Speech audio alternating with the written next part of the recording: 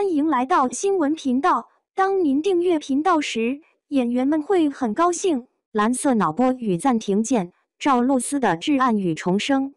一片蓝色的脑电波图，那不是深邃海洋或广阔天空的蓝，那是一种低活跃度的沉静的蓝。赵露思在直播中展示了她情绪趋于稳定，但大脑的活跃度依然偏低。这与他主演新剧《许我耀眼》创下的惊人观看量形成刺眼对比。戏约据传有17部上门，粉丝期盼他回归，但他说露面一次消耗的是极大的心力，这是一个顶流花旦的主动刹车，也是一场关于健康、压力与行业生态的公开解剖。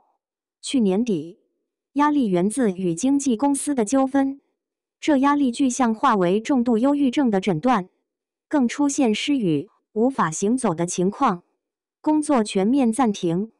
他坐上了轮椅，社交媒体一度关闭。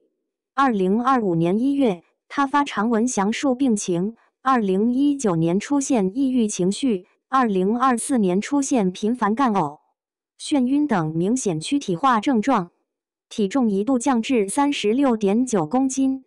病历诊断结果为分离转换性障碍、焦虑状态。这不是突然崩溃，是长期积压的结果。疾病之外，是更复杂的漩涡。好友爆料，2019年他曾因试戏失败，遭公司人员凌晨辱骂殴打。他本人在长文中也承认，长大后又挨了打，不敢闹，我只想逃。还有巨额分手费的传闻。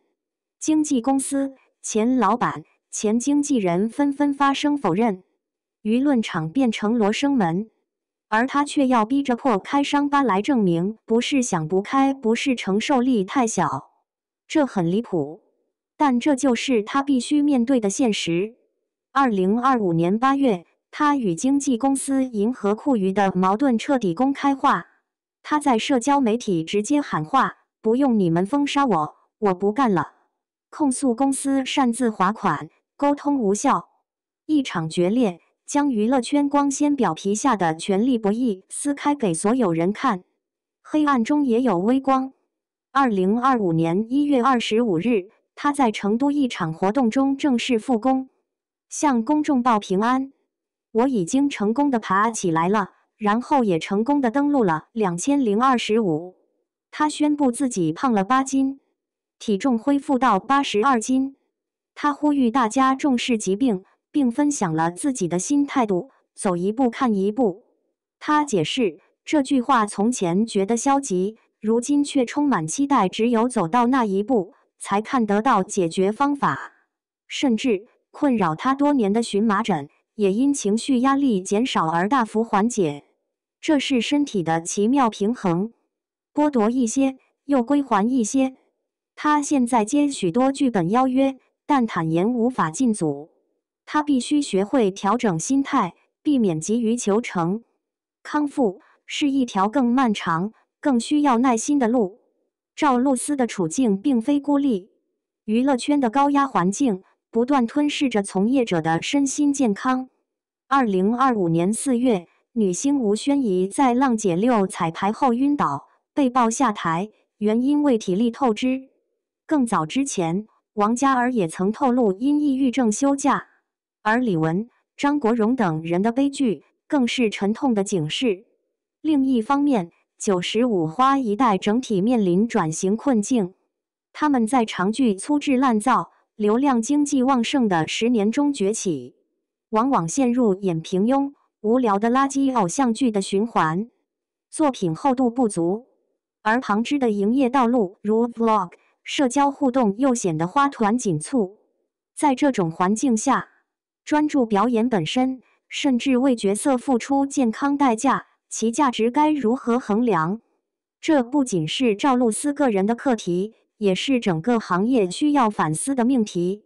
值得庆幸的是，市场与观众的审美正在悄然转变。一批30+的女演员，如焦俊艳在《陆山之歌》中全素颜出演汉宫，杨蓉在大山的女儿中沉浸式贴近原型人物黄文秀。赵丽颖在《幸福到万家》中塑造接地气的农村女性，热依扎在《山海情》中演绎出生命的坚韧。他们的成功印证，真正的表演之美在于对真实的追求，而非不老的神颜。当演员愿意素颜投入生活，调用真实生命经验去表演，其感染力远胜于悬浮的偶像剧。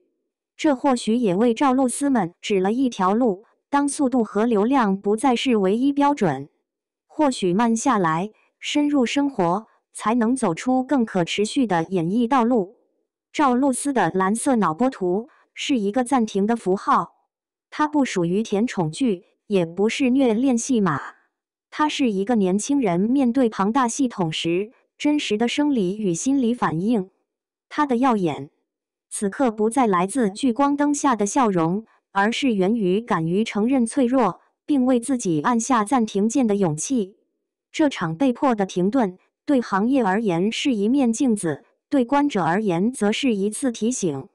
在追逐耀眼星光的同时，切勿忘记守护内心那片不易察觉的、需要休憩的蓝色区域。